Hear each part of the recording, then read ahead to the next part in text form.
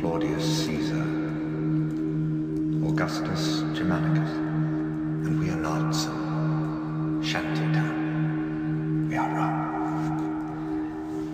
A new city. A Rome worthy of Rome.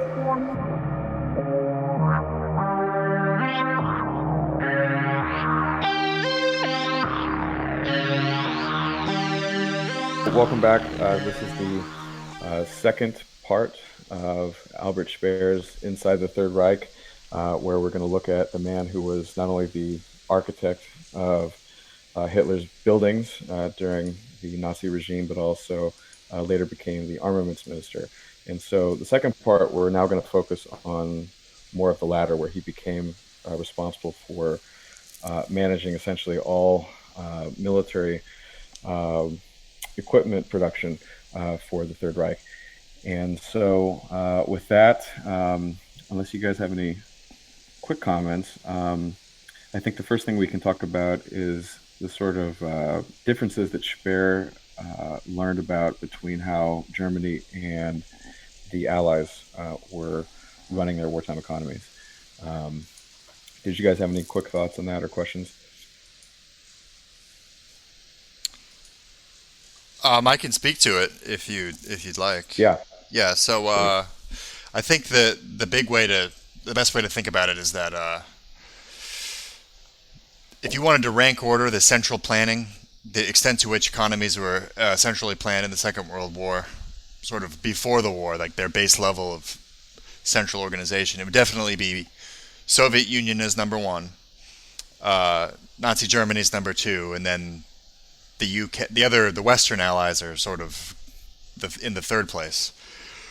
And then as the war rolls on, I think up until maybe 43, 44, you could make a good case actually that it was the Allies that passed Germany and got to the second place in terms of their level of central planning. And that the Germans actually weren't really fully invested in the war until early 43 when Stalingrad sort of forced them into it. And who is it? Was it Goebbels that gave the famous speech? Total War. Volin, whatever, I can't remember the German exactly, but it was like, do you want the total war? That was like literally what he said at this famous speech after Stalingrad. Right, that's right. Yeah, and so that basically meant that they, for those who don't know that reference, that basically meant that they were going to no longer prioritize civilian production, or at least not ration it like the other countries had at least done it at a certain point. I don't know if they had done it at that point, but I think the British definitely had. The British were probably the worst hit of all the Allies, with maybe the exception of the Soviet Union, which was always sort of on somewhat of a war orientation. But regarding Speer's sort of thoughts on how Germany itself was organized, he had sort of noticed that the Russians and the Russians surprisingly, in his eyes at least, compared to the Germans, were a little bit more flexible in how they ran things. And he also mentioned simplicity as well, whereas the Germans were sort of bureaucratic and probably doesn't surprise anybody who's sort of heard or lived in Germany how the Germans operate. That they like to follow rules and they have very strict procedures and they don't like to deviate from them. But what Speer also added was that the dictatorship of the Third Reich had actually made this even more rigid. And so the simplicity of the production methods of the Allies seemed to be an advantage in his view. And so he worked to try to simplify and make the sort of requirements for bureaucracy less in his role as armaments minister. Success. There was a production increase of 3 times from 41 to 44, and he doubled efficiency without increasing labor or equipment costs. And the proportion of the workforce including non-Germans, also increased.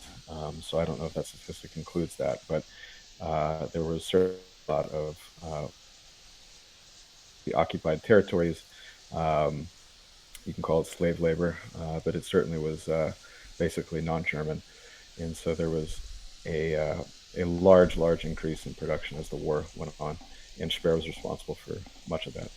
Does he talk at all about the kind of higher level, like economic organization? So, like, war production is one thing where, like, because you're mass producing a lot of different items, like, it kind of inherently lends itself towards these kind of vertically integrated mega factories where, like, you shovel in like iron ore and coal on one end and tanks pop out the other. Um, like, was that sort of how the Germans oriented their production towards these sort of mega factories, or how kind of dispersed was it? I really don't know, but I would imagine just because the German regime of the Nazi government was relatively new compared to at least the Soviet regime. I don't think that they had these enormously vertically integrated systems. They were more relying on the sort of existing industrial infrastructure that was in the private sector, and so they always mention Krupp and stuff like that. But there's also these other companies that were making fighter planes, and Messerschmitt and all these people. So I would doubt it. I don't know though. I know that when it comes to small arms manufacture, there were many, maybe not many, but there were like 4 or 5 places making the K98 basic bolt action rifle. Yeah, the U.S. did the same thing at the time. Like, they basically had contracts and farmed out production. So, Yeah, military collectors will go and they'll try to find the rifles made by the Underwood typewriter company, and buy like General Electric and buy all these kind of different concerns. right. U.S. theoretically did the same specs. Yeah. Ford actually entered the aircraft industry because of he started creating bombers, and I don't think that business continued after the war, at least successfully.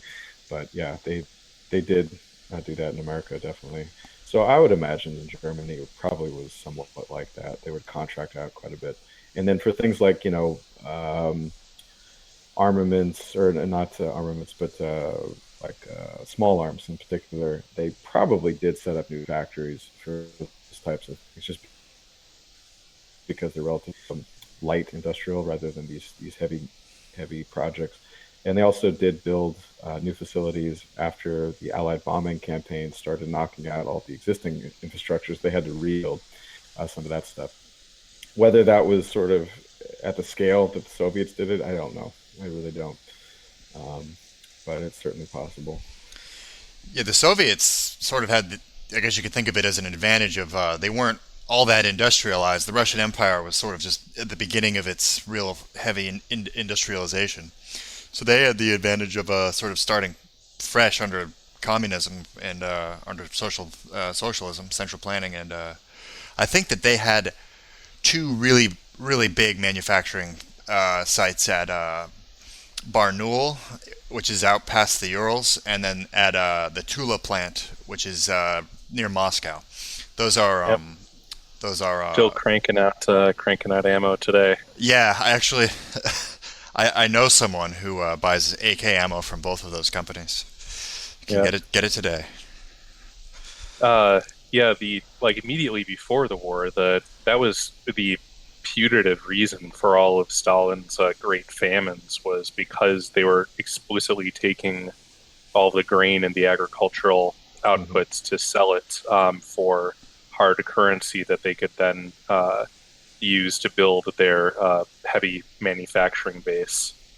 Yeah. I've actually heard people justify that decision because they said without that they wouldn't have been able to defeat Hitler. Um, interesting theory. But I mean, the justification was that the people in Ukraine who starved to death by the millions were necessary in order to save the entire Soviet Union. Pretty strong claim. Yeah. Um, They would have had more warm bodies to absorb shots from Mauser rifles if they hadn't starved those people, right? Well, yeah, but they may not have had the rifles, so that's sort of. They weren't exactly running short on rifles. They still they were cranking out so many Mosins that you can still Yeah. get them fresh in the factory seals from like 1943. Oh wow, that Uh, is cool. like to this day, like every once in a while, like a crate of Mosins pops up on the military surplus market. Yeah. Well, I've also heard that the Russians were greatly helped by the Lend-Lease programs from the United States, in terms of the things like the Jeep, Hmm. and also the food. They were given these sort of logistical vehicles so that they can move things around. Because I think actually the Soviet system was primarily a rail-based one, so they probably didn't have a whole lot of automotive manufacturing facilities. They did certainly move a lot of that production towards the tank, and I think that was obviously requiring a lot of steel, which they had moved past the Urals. And actually, Speer comments on this. He said that in sort of comparison to how the Allies were running their campaigns with the bombings of German industry, if the Germans had been able to do that to the Soviets, he thought that they could have uh, hampered a lot of the output of the Russian military.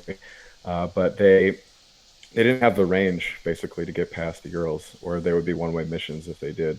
Um, and Hitler just never really gave a whole lot of support to it, and I don't really think they had the airplanes, frankly, to do it either.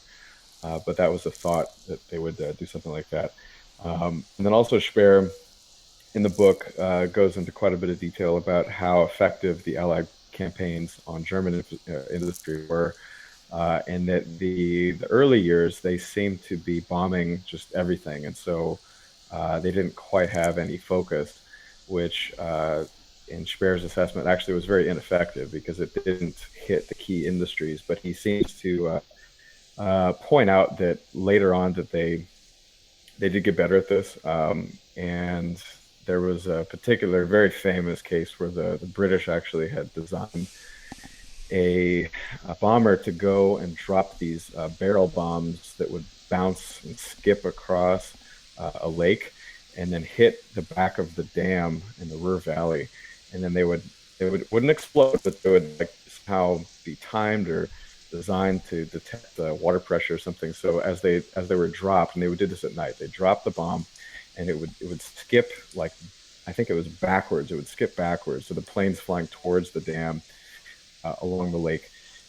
Drop the bomb, and it's a barrel, and it's spinning backwards, and it would slow that way. And then once it hit the dam, it would roll down the dam, but not bounce off it with this sort of motion. And once it hit the bottom, it would blow up, and then it would blast a hole in the thing. And it was effective. I think they blew up at least one dam this way. And this sort of precision bombing actually was much that would knock out basically the sort of head of the supply chain. So if in this example, they would knock out the power supply of all the industries that were relying on it in the Ruhr Valley, coking and metallurgy Does in he particular. mention at all how good kind of the Allies' industrial espionage efforts were in terms of targeting? No, but that was my thought as well. Like I figured that they would have been able to get these targets through some espionage, and they also had broken, I think, the Enigma machine Yeah, at was a that certain even point. So public? Like, I thought that to be they had broken it obviously during the war, but that it was a secret that they had broken it until yeah, the yeah. 60s or something. So he might not have even been Well, aware. probably not. He wrote this when he was in prison, and his access to information was probably pretty limited. So he probably didn't know about that. But that Yeah, could have the been effort part was of it. not Yeah, disclosed until the mid 70s, I guess. yeah, that makes sense. And then the one other thing that he kept mentioning was these ball bearing factories, which were also sort of a key feed in stock to everything else that was being constructed. So I guess if anybody ever goes to war, find out where the ball bearing factories are, because those fit into lots of different pieces of equipment. It's But he all was saying, solid state now, man. yeah, maybe it's different. So that's the production stuff. I'm just looking at my notes for anything else Well, we can talk he about. maybe it's worth throwing out some of the statistics on the length of time in the Mm. production cycle that he cut down. Like one that I Hmm. remember that I thought was fairly impressive was moving like the standard sub production schedule from 11 months to 2 months by pulling it Okay. inland. Okay. Yeah, I had a note on that as well.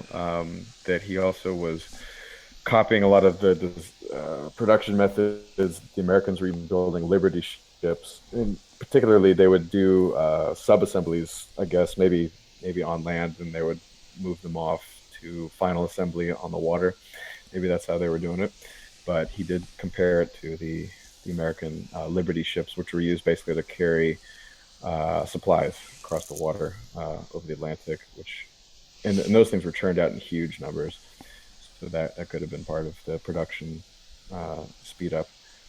Yeah, they also had, I mean, as successful as he was in sort of turning things around after 42, production wise, another statistic which stood out for me was the fact that the Germans didn't produce as many small arms rounds in the Second World War as they did in the First World War. We may have mentioned that last time, but so Yeah, that's just like I suppose maybe there's an argument to be made that the First World War was maybe more ammunition heavy because it was a static war. yeah. Yeah, it was actually right before this. I was looking at some videos on kind of German infantry tactics in World War II, and how they were basically their squads were oriented around. You had like three guys essentially manning the machine gun. You had a officer with a submachine gun, and you had five or six, if I remember correctly, guys with bolt action rifles whose job it was just to kind of like be the guys who actually like run up there while they get covered by the machine gun. So it didn't seem like it was it didn't necessarily involve like a lot of guys like shooting a lot of Yeah. small arms rounds, basically. Yeah, I don't think it was necessary. I mean, basically, you had more powerful weapons and faster weapons and things that were flying actually overhead that would essentially move the front lines very rapidly. First World War, basically, it was just a bunch of guys in trenches firing at each other. But in the Second World War, I think it was you'd sort of like grab huge chunks of territory, try to hold it with machine guns, I guess, and then the enemy would come in and artillery it. But then the tanks would essentially just roll over those front lines. So I would imagine the small arms fire was probably less because of that. Um, how it worked out, I guess, is they didn't produce as much, I Sure, suppose. and the Second World War was what 2 years? No, I guess it was about the same length of time. Never mind, take that back. Yeah, I mean, it A was little longer. probably it was 39 in Poland, and then it went to 45, right?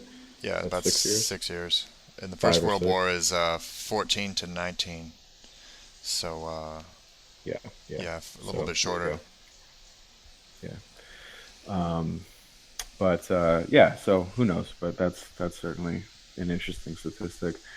Um, so I've got some notes on sort of how, being kind of arguably like one of the most important ministers in the whole government, how kind of Speer was interacting with all the higher ups. I think that's kind of interesting stuff to talk about. Before he was the architect, yeah, that's important, but not really.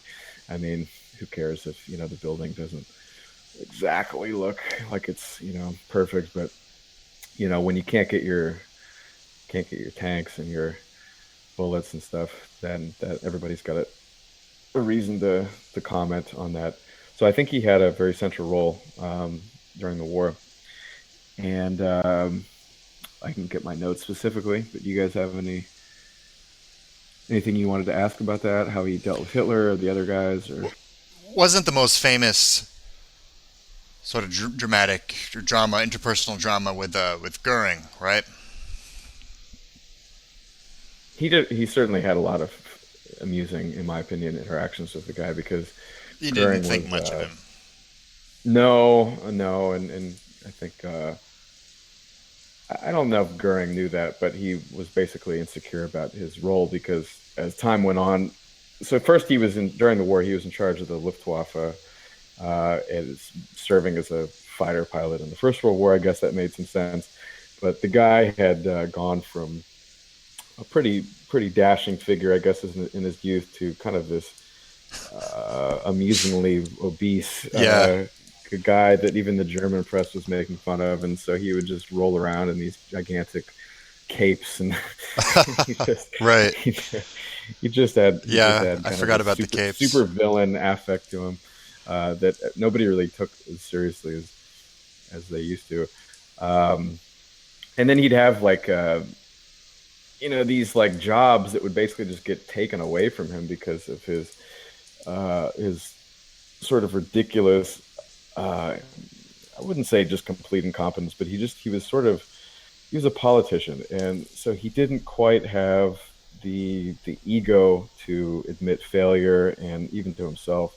And so he would sort of dream up all these crazy schemes. Like I think he had a meeting with Speer once, and there was a shortage of, I guess they were using aluminum to make airplanes, and Speer in writing about this, he kind of like you could tell he's just sort of laughing at himself, but um, Goering said, "Well, I mean, if we're running out of aluminum, why don't we just use concrete to substitute for the airframe?" And Speer was just like, I don't know what his jaw was on the floor, or he just I wonder if that he was a probably just morphine moment. yeah, he probably Yeah, just wrote it down. It's like, okay, I'll get back to you on that one, and interesting. never did. I'll have somebody look into that. So there was a lot of those meetings. Like he would just be summoned to like the hunting estate somewhere out in the countryside, and Goering would be like 2 hours late, and he'd just be sitting in the entry hall, just like, what the hell is this guy doing? And he's probably doing it on purpose, just to basically make Speer feel less important. And then he'd roll in and he'd start yelling at him, "Oh, I wasn't involved in ask me in this bullshit."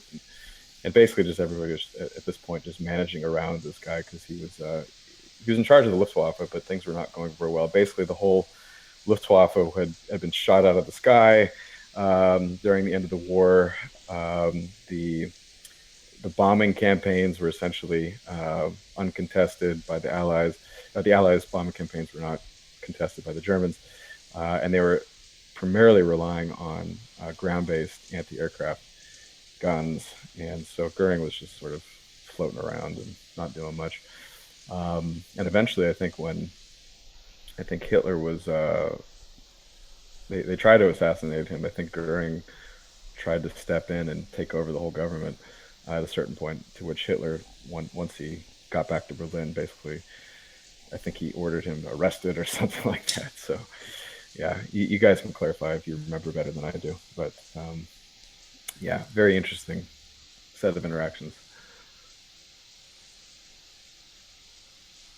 Yeah, that seems in line with my memory on the subject. Hmm.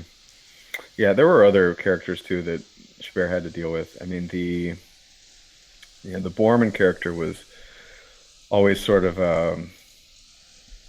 something to be very careful about because Bormann had a lot of power as Hitler's secretary, and so he had to make sure that he didn't give him any material essentially to use against him. So Speer would have to be very careful because Bormann would write everything down, and if something was uttered, you'd have to be accountable for it. Um, let's see what else. Um, Hitler himself obviously had a major role to play. But let's cover any other subordinates before we talk about Hitler, because that's probably a big topic. There was Goebbels, whom he seemed to have a decent relationship with during Operation Valkyrie. Actually, it was kind of interesting because nobody knew what was going on, and so he happened to be with Goebbels at the time back in Berlin. and nobody really knew whom to trust at the time, but they seemed to work it out for a moment. And Himmler actually was missing. So Himmler was sort of missing in action, and he disappeared, and we could speculate as to why. Because perhaps he thought that the end was coming, and so he was trying to save himself. But when he showed up, he sort of just made the excuse that, oh, I had to make sure that things were secure before I came back, and then he and Goebbels got back into their rhythm, and Speer was sort of cut out, because at that point I think it was becoming clear to the guys, the higher up officers, that Speer was somewhat skeptical of the direction of the Nazi leadership, and they didn't completely trust him, because Hitler was giving these orders that the generals didn't like, and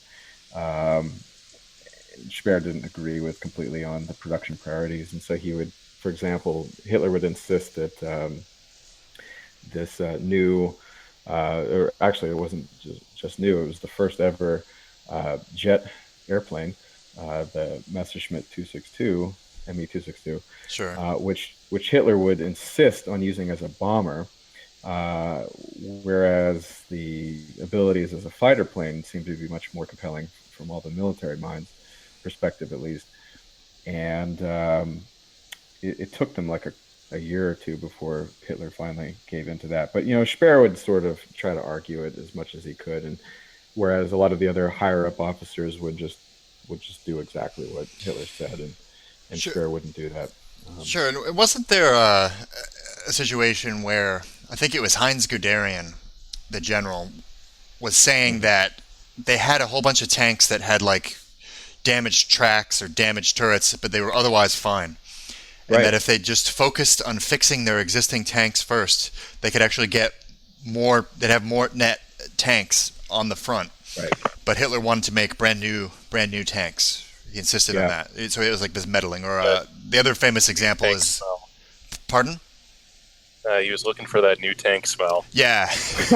Well, yeah. There's also the new design issue where he's, delaying. This is more to get into our Manstein conversation from last time, but insisting on all these new tank designs that Germany really didn't have the capacity to be building. But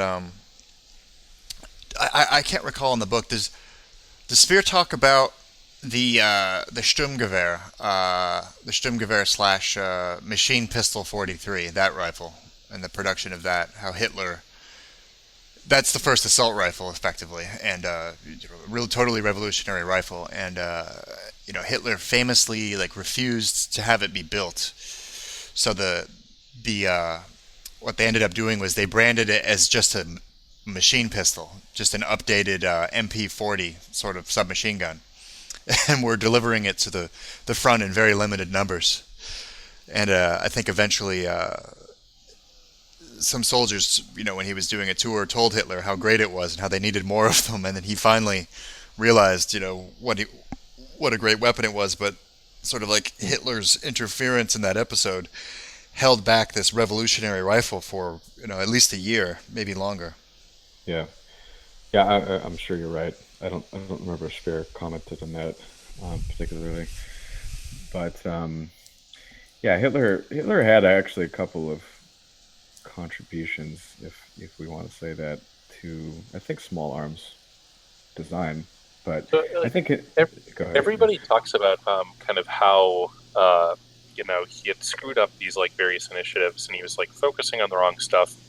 Does anybody really kind of make the assumption that had say that Speer just had a free hand, or say that even somebody hypothetically better than Speer did, was there any real chance that their kind of industrial output would have won the war for them at some point? Was that even in the cards? Or does anybody, I guess, contend that the lack of particular, I guess maybe oil for maneuvering, but that the lack of tanks was the kind of turning point? Or if only we had our prototype AKs.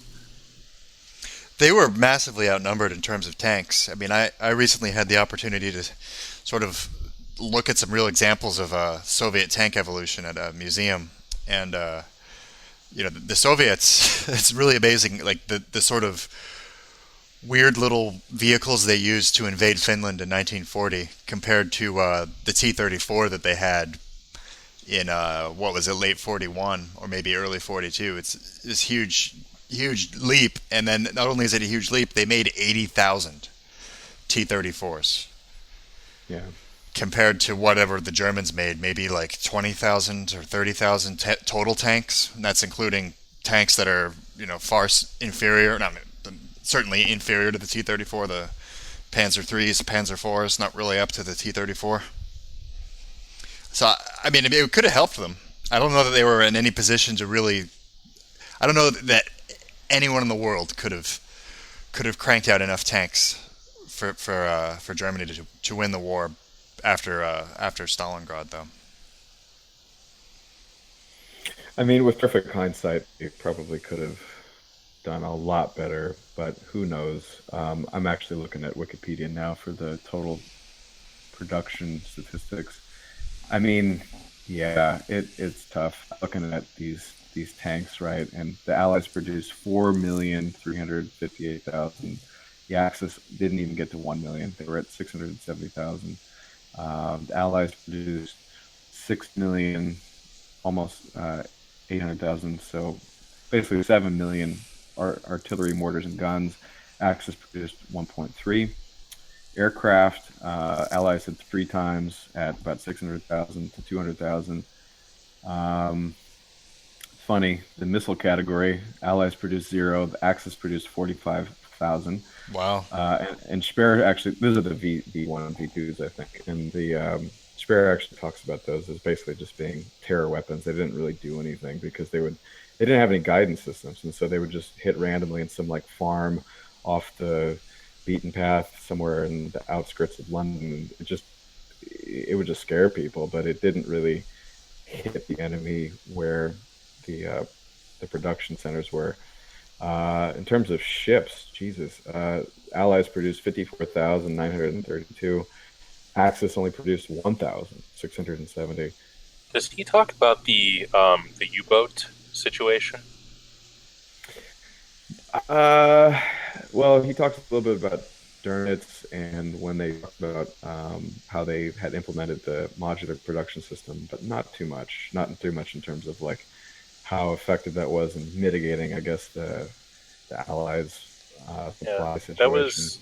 That was one of the things that I have heard was that like the kind of Battle of the Atlantic was actually a very near-run thing, and that is like one of the few things that could have induced the UK to surrender earlier in the war, as if they would have just had their food supply successfully cut off.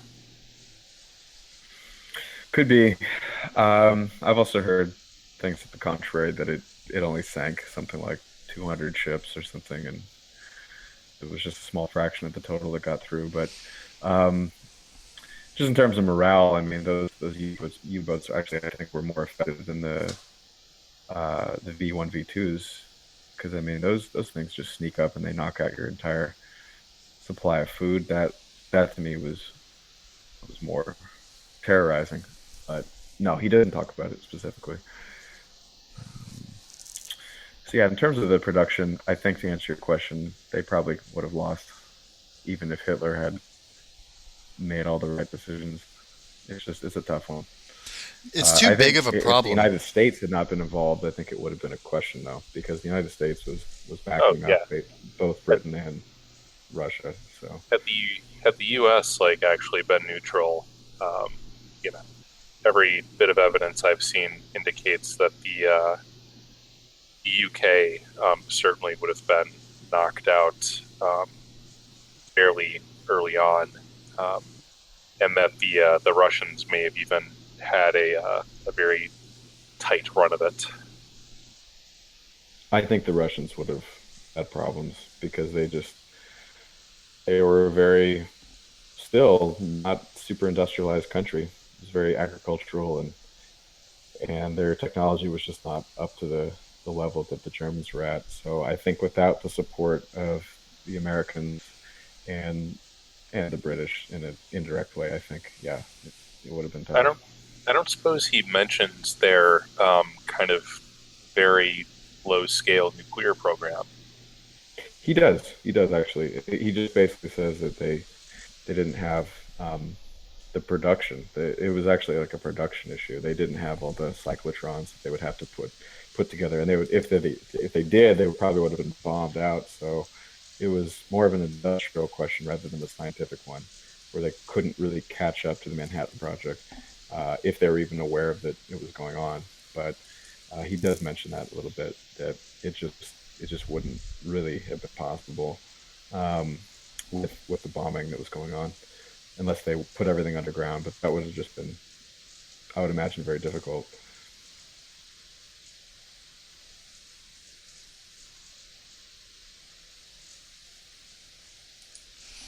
Yeah, I think it's like with so many other aspects of the war, the nuclear question just sort of comes into the issue of just the entire scope of the mission that Germany was trying to take on, and they maybe they had some talent that could have been useful in making nuclear weapons, but they didn't have the resources to do everything that was on to take care of everything that was on their plate. It's just this enormous undertaking that a country Yeah, it of was like the U.S. spent something like 4% of its GDP on the Manhattan Project or something ridiculous like oh that, wow.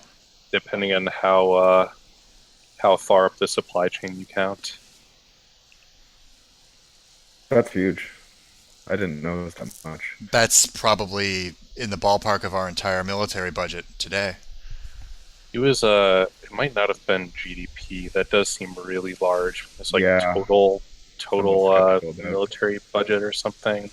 Oh, okay. Let's see, cost less than 9 days. Okay, I'm way off. Yeah, I'm way off. Total cost was the equivalent of like 25 billion Hmm. dollars in current dollars. Hmm. Well, but you got to remember the total size of the economy was smaller too.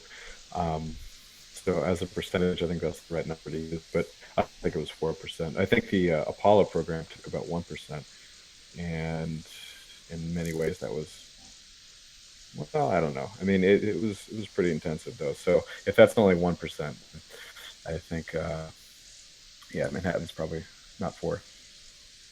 So you had mentioned kind of as just to kind of jump ahead a little bit. So at some point it becomes clear that like things are not going great. Like Mm. mistakes were made. How does Spear kind of like start to deal with like the dawning realization that like, oh shit, like I'm the like shoveling coal furiously into the Titanic here. What was Bear's reaction to this? I mean, I Yeah, think like how did he kind of deal with it? Like did he like at what point did he start taking kind of steps to like mitigate the damage to like his own people? Kind of what was there kind of a change in his like demeanor or his goals in like 44, 45? I think it was in 43 where he says that he realized they were going to lose the war after a British or U.S. uh, bombing campaign had knocked out their synthetic fuel production. So it's like at some point in 43, I think he realized they were essentially in an unwinnable situation, and then he did take steps later to sort of protect as much as he could the German economy. Maybe Endgame could elaborate on that or correct me. well, he seemed to be doing as much as he could. I don't remember him consciously trying to subvert the war effort. No, But yeah, he certainly had lost a lot of confidence in the ability of Germany to win. And he certainly was more and more vocal about that as well. And that made him a little bit less popular. I mean, I think when did it exactly happen? It's hard to say, for me at least. But I think when Hitler started asking Speer to blow things up as they retreated, I think that was the point where Hitler or Speer actually was considering subverting things, because he actually had crafted, and he had a co-conspirator in this. He had considered actually designing a way to kill Hitler. There was a thought that or a plan that he had devised where he would put poison gas down I think it was a ventilation shaft in one of Hitler's bunkers, and they never carried it out. I can't remember exactly why, but it was basically like that. Didn't you have some like flimsy excuse for that? Like, Yes. oh yeah, I was the head of all industrial production, and I couldn't get any chlorine or something. What a Like German way to what an over-engineered way to to kill somebody too. Like you could shoot him in one of your many meetings, or you could you know yeah, have this. you're like literally the guy who like makes all the guns, but you can't you know, demonstrate to the Fuhrer the new model. Well, he did say that he was afraid of his family getting reprised against. I mean, whatever that means. I don't know exactly what would happen, but I think your family might go to jail at least. And so he does mention that he was afraid for his family. Uh, I don't know. He might be just saying that. It's hard to say. But that was the only sort of one thing that he was going to do to directly subvert the orders. But he also simply disobeyed a few things. Like he didn't carry out a lot of the scorched earth withdrawal policies that Hitler was insisting on when the Russians were closing in, because he was thinking forward. He was we're basically going to lose, and I don't want to blow the country because we're going to have to make do regardless, hopefully, going forward if we're still around. So he was using that logic, and he kind of he had various ways of doing that, as anybody would probably come up with as well. He would just basically kind of like reinterpret things, or I didn't think you really meant that, or he would sort of forget orders. I think he lost an order once or something. So he was doing little things like that, basically minor acts of sabotage, essentially, in the eyes of Hitler, I'm sure.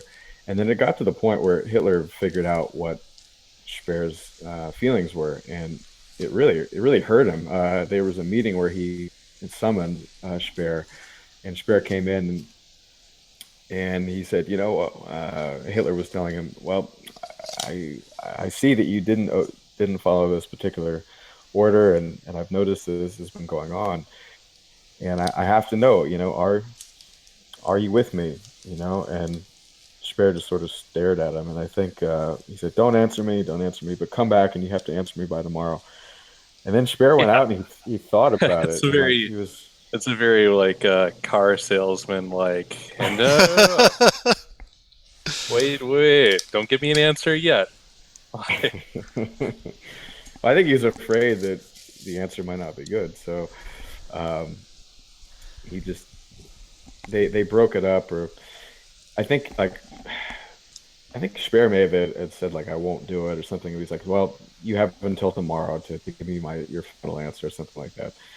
So he came back and he really thought about it, and he basically said like, I essentially, if I get put out of the job, like somebody else is going to do even worse. I think that was his final reason, because if I can convince Hitler that I'll do what he wants, then at least I can continue my minor acts of sabotage, not in the way that Hitler was actually asking for, but more in terms of not destroying the remains of Germany like Hitler wanted him to do. So eventually he came back and he said, I'm with you. And I think Hitler got really emotional, and he got very sentimental, and Thank God, so that was sort of their little, I don't know, touch with breaking up. But yeah, their relationship had was bad. I mean, they used to be sort of very on good terms, and I think, Speer says that if Hitler had a friend, it was Albert Speer, right? yeah, yeah, kind of sad. But yeah, that was The what he whole said. thing is just, yeah, immensely tragic. Sort of a cliche to say it, but I mean, I guess But we're a little outside of the mainstream, but just the sheer suffering and total destruction, pointless destruction of Germany in the war is the whole thing is just a tragedy. does Spear like express any kind of regrets that like I wish like I would have never like specifically like I wish we would have like lost earlier or like I wish I hadn't been so good at my job basically. Hmm.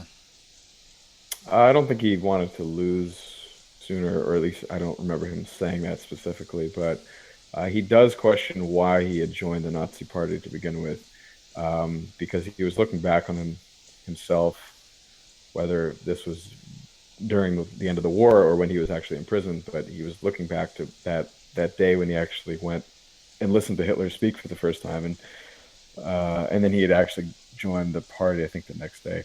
Um, but he questioned, why he was so impressed and how he could have basically been such a poor judge of character, uh, considering how bad things had gotten under Hitler's leadership.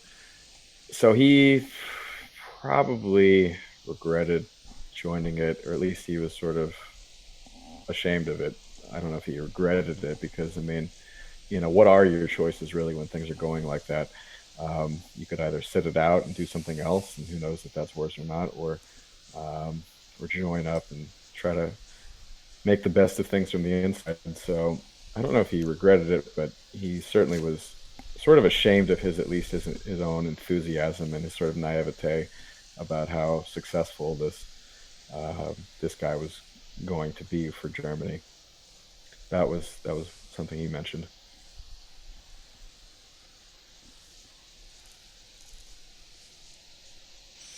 I watched a few interviews with Speer in preparation for this from I guess they were from the 60s or the 70s, and he has a very contemplative style. I mean, he definitely seems like a man who's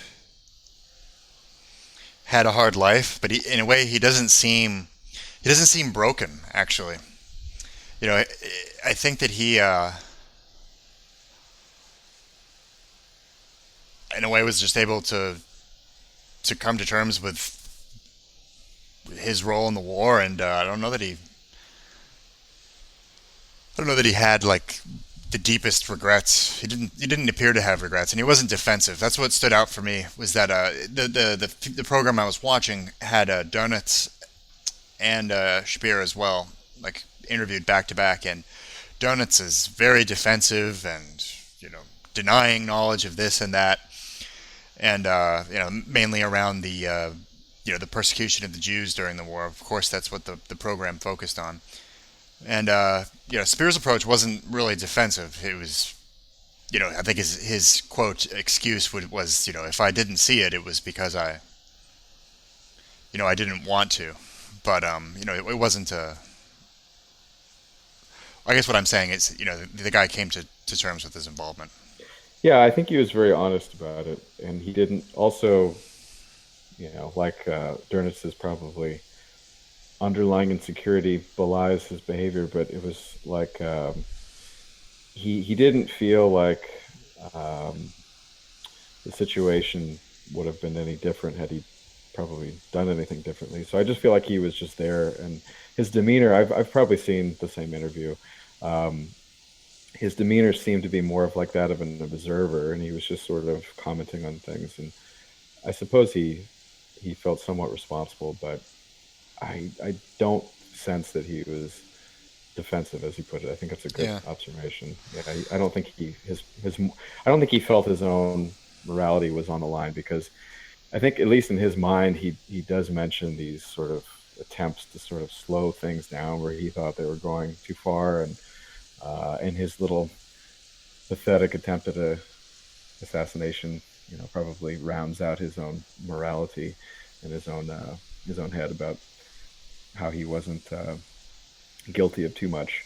But he does sort of pay lip service, at least, to the sort of wrongs that he observed. And I think he in particular, he did feel bad about how they had forced labor upon people, because he would visit these production sites and just look at the condition of these people, and he said, this is pretty horrendous. But at the same time, I mean, the whole country was either fighting or working under, if not quite as bad, pretty bad conditions. So I can only imagine how I would react, but if I was sort of seeing those things and also seeing my own countrymen going through similar things, I probably wouldn't feel as guilty as maybe some others would. But I think that's how he felt. It was just sort of like, he didn't try to make things bad, but if he saw them bad, then he would do what he could, but he didn't go full frontal attack, which, honestly, I mean, I don't know if these critics of these Nazi officers are really realistic in their sort of moral harangues about how they use slave labor and all that. I mean, if you're not the leader, if you don't have authority, if you just dissent, I mean, you go to jail or they shoot you. So it's not like it's so easy to stop these things, even if you do believe that they're wrong. And obviously, a lot of people didn't think that they were wrong because they felt that they were fighting for their own country, etc. So if you did feel it was wrong, what were your options? You could fight and be put in the same concentration camp that you're looking at, or be killed, and have your family killed. So it wasn't that easy. And I don't personally feel like Speer was any worse than any of these other guys, personally. He just sort of like gives the impression of like the consummate technocrat. Like Absolutely. he just like, he has a job, like, maybe he has some like kind of limited sphere for kind of artistic flair or like particular innovation, but like fundamentally, like, somebody else is calling the shots and he's implementing it. Which, you can question kind of how self-serving that ultimately ends up being, but it does, all of his actions do seem to lead to that. He would have to be some sort of a, completely demented evil genius to like successfully convey that impression as hard as he did. And I can totally believe that, like, given what happened after the war, that he's like kind of intentionally minimizing things like, the use of slave labor, or his knowledge of that, or of other atrocities or what have you. But, as you said, like, given the kind of context of everything else that was happening, that's somewhat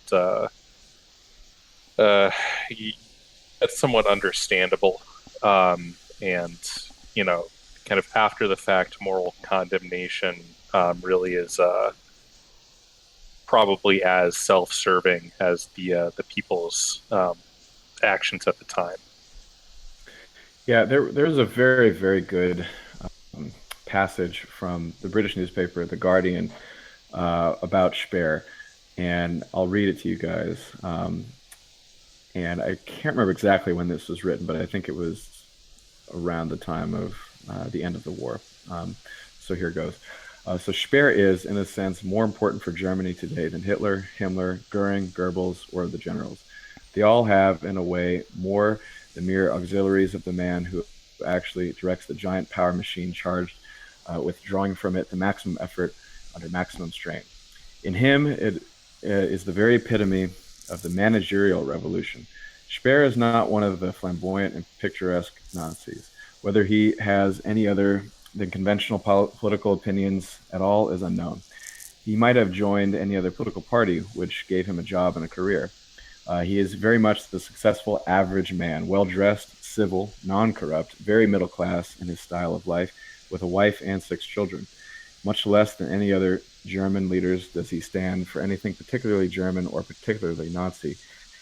He rather symbolizes a type which is becoming increasingly important in all belligerent countries, the pure technician, the classless, bright young man without background, with no other original aim than to make his way in the world and no other means than his technical and managerial ability. It is this lack of psychological and spiritual ballast and the ease with which he handles the terrifying technical and organizational machinery of our age, which makes this slight type go extremely far nowadays. This is their age. The Hitlers and Himmlers we may get rid of, but the Speers, whatever happens to this particular special man, will long be with us. That's from The Guardian. That's a surprisingly even-handed assessment for the Guardian. Yeah. Yeah, for a 1944, 1945 publication. Oh, okay. Well, I thought this was a recent assessment. No. It was during the war. Yeah. Ah, okay. No, but even I think either way, it's shockingly fair. It's shockingly even-handed. Well, I think it's sort of it's effective though. I mean, I don't think being any other way, frankly, would have been to their own benefit, even if they were using hyperbole, because I think what its main point is that, look, the newspapers, of course, are going to fixate on the sort of the charismatic or the flamboyant, as the article put it. But in reality, the real sort of thing you need to be aware of is actually what the majority of the population is like, or at least the upper middle management who's actually running things, not just the people making speeches. And I think that's the point of the article, is that this is the canonical example of what we're up against, and these are the people that are running the machinery that's fueling everything on the front lines. And so I think that it takes a somber tone to express that, because it's describing somebody who's not flamboyant. You have to convey exactly what this guy is about, and then what do you do about it? And I don't know what you do about it. I mean, make them feel ashamed for being good at their job. I mean, I don't know how you fight that. So, but that's basically what Speer was. He was a guy who wanted to do a good job, in my opinion. Right. He was the characteristic, highly competent German worker, German manager.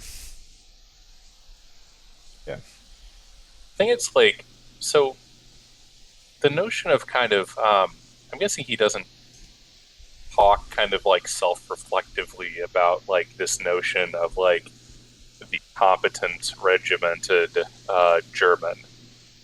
Like, I question to what extent that's kind of a fixture of like propaganda versus like something that like was kind of actually reflected in their kind of social economic dynamics during the war.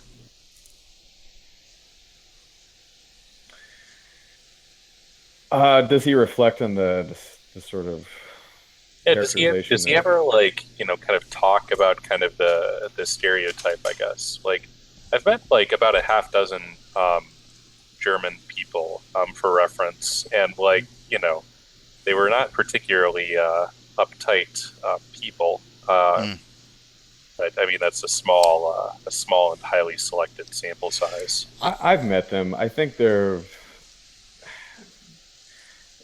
not individually extraordinary, but I think as a group they work pretty well together, and they do their job, and they do have sort of a high trustworthiness character to them that I think makes their system work pretty damn well. I think it was actually a German woman who once told me that the way they do things is basically they don't stay late, but they get their stuff done so that they don't have to stay late. So I wouldn't say they overexert themselves, but they do what they say they're going to do, and it's a system that it's kind of very efficient because of that. And that's just only my own personal observation. Does Speer comment on it? I think he may have mentioned it once or twice, but I'd have to dig in and find out what exactly he said. Yeah, that stereotype of like the charmless German who can't have fun is, you know, that's like so wrong. Like I find them very charming and funny even. I've had interactions with quite a few Germans over the years, and no, they're like Endgame said, they're just good at not making mistakes, so they don't have to stay late. They're careful, they're very smart, and they're steady. That's the German secret, I think. Yeah, yeah. It's just yeah. It seems to work. I mean, yeah. I unfortunately for them, they weren't good enough. So, There weren't enough of them. There weren't enough of them. I think if Germany had 110 million, maybe 150 million people, they could have possibly done what they set out to do in the Second World War, or accomplished some other sort of goal, such as not being conquered by communism. But there's just not enough of them. yeah. Let's see. Let's try to bring this home. We've got a few more minutes left before you gotta go. Yeah. So let's so the fact is, what ended up happening when the war was coming to a close was that Speer was captured, and then he was interrogated, and ultimately he was put on trial at Nuremberg, like a lot of the other officers were. But what stuck out to me, from I think a documentary that I watched on him, was that when he was sat down, and I think I mentioned this actually in the first part, but when he was sat down and interrogated by the American military officers, they were just quizzing him about how the system was set up, with regard to war production, and maybe they were curious about what key installations they had missed and where do we need to go to sort of seize particular key assets and things like that. And they were blown away by how much knowledge that guy had in his head. I mean, he could quote, statistics and locations and people, and just rattle everything off from memory. That they were just they were completely impressed by his competence and ability in his job. And then eventually he was put on trial, and I think what they got him on was that he was sort of responsible for overseeing the usage of slave labor in the occupied territories, and so that's what got him the 20 years.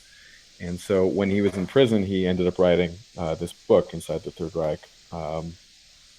And so actually, some people have said that he didn't write it; it was somebody else. But I think I'm pretty sure he wrote the damn thing. I mean, at least he contributed to the majority of it. And I think there probably was somebody he collaborated with to edit it, at least at this publishing house. And then he was giving interviews, obviously, about the book. And I mean, who else could this come from if not from him? I mean, there's just too much detail. So he wrote the thing. And then, yeah, his final thoughts of the whole thing was that basically we're living in kind of a crazy time. Technology presents almost an existential threat in and of itself because of just this destructive nature of power behind all the tools at our disposal.